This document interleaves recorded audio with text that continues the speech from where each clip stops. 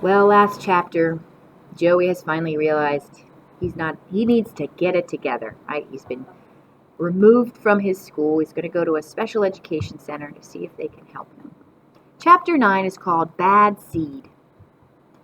The next day, I broke one of Mom's big rules.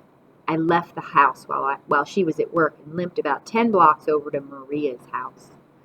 All the way over, I practiced what I was going to say to her about how sorry I was, and I went over it again just before I knocked on her door. It opened really fast, and a big man in a mechanic's greasy jumpsuit, who I figured must be her dad, said, "Who are you?" "I'm Joey Pigza," I replied, and I was very nervous because all the way over in my mind she was going to answer the door. I was ready for that, but it didn't turn out that way. Now I felt like I didn't know what to do, so I just said what I meant to tell her. "I'm here to say I'm sorry," I said, and smiled like I had just stepped on the toe of a 300-pound gorilla. He pulled the door behind him to close off the house like I was going to trick him and run through his legs and attack Maria's nose again. "Get out of here," he said.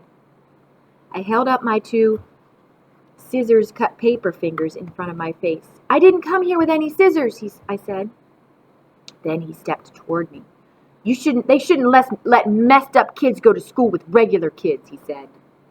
I backed away. "I'm only a little messed up," I said quietly. Was that a very nice thing for the dad to say? He stepped toward me again, quickly, as if he were going to pick me up like a chunk of log and heave me off the property. "Come here," he said, and reached for me. Even with my bad ankle, I was pretty quick, and I turned and ran down the sidewalk. I glanced over my shoulder, and he wasn't running at me, but he was walking real quick like he just wanted to stick out his belly and bump me along. Behind him, in the big front window, Maria was watching with a huge bandage around her face and lots of silver get-well balloons floating over her head and fluffy white puppy squirming in her arms. For a moment, I didn't know what to do. I wanted to run over and apologize to her hurt face, and I wanted to run from him. But I just got jammed up, and as he came at me, I stood there frozen and closed my eyes. But he didn't hit me. "Get out of here," he said. "It was an accident," I replied. "I'm not a bad kid." "I don't care if you're the sweet baby Jesus," he said. "You hurt my girl again, and it'll be lights out for you and your whole family." "My mother had nothing to do with this," I said. He just looked at me with his nasty face, threw his head back and laughed, and said, "Your mom had everything to do with this." "That's a lie," I said. "She wasn't even there." But then I was so mad at him for talking bad about my mom, I was no longer afraid.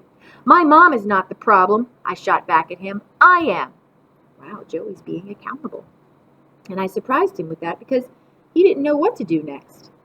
But I did. I put my hands on my hips, turned around, and walked with my chin held high. And it wasn't until I went all the way back home and sat on the porch and I remembered that I'd no longer be going back to my regular school that I got scared. I'd be somewhere else with a lot of strange kids and teachers, and have to tell you that all of this worried me so much I went inside the house and tried to find my meds because I wanted to take a bunch of them and return myself to normal. Now, is that a good idea either? But it was also one of Mom's rules to bring them to work with her, and she didn't break her own rules. So I just crawled up into the big lazy boy chair and stared at the photograph of me being still and gave myself a timeout. When Mom called to check on me, I told her everything was okay now. That night, after Mom cooked a dinner of macaroni and cheese, we took a walk. "I've been thinking about you all day," she said, and kept her arm rested across my shoulder so that her warm hand covered my ear, which was nice because the wind was blowing.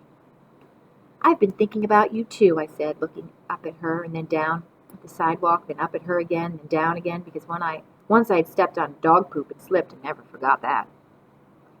"Well, you've been on my mind because I have to work early tomorrow and can't see you onto the bus in the morning."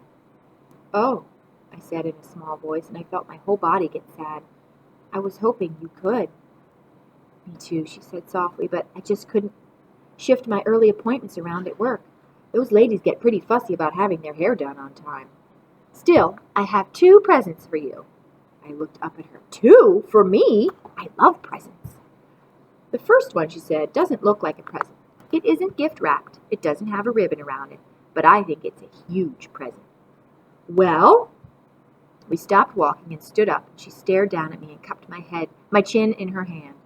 "My first present is good advice." I want you to remember something that has always helped me. Whenever you think of something bad, you have to quick think of something good. And you can never, never think of 3 things bad in a row, or else you will just feel awful. Okay, I said, wishing there was more to the present than advice. Something more I could hold in my hands. I mean it, she said, because she knew I wasn't listening as seriously as she was talking. Does that mean if I have a good thought, then I have to think of something bad? I asked, turning it all around. No, you can think of all the good things in a row you want. Okay, now what's my second present? I asked, because the thrill of the first one had worn off quickly. It's a very small present, she said. Smaller than the last one? I shouted and began to stagger as if I were wounded in action. Be patient. It starts small and gets bigger.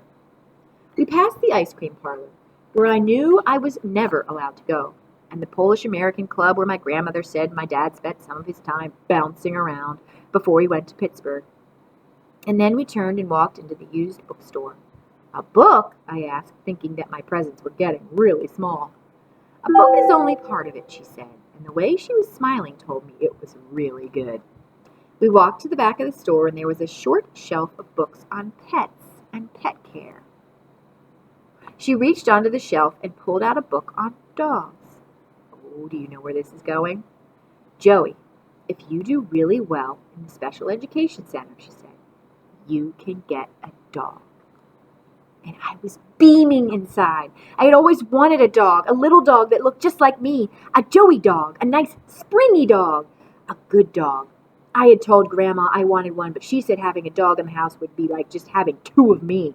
But now I flipped through the book with a huge smile on my face. There were 1,000,000 dogs to choose from, but I knew which one was for me. A Chihuahua. Thanks, I said. I'm not thinking bad thoughts.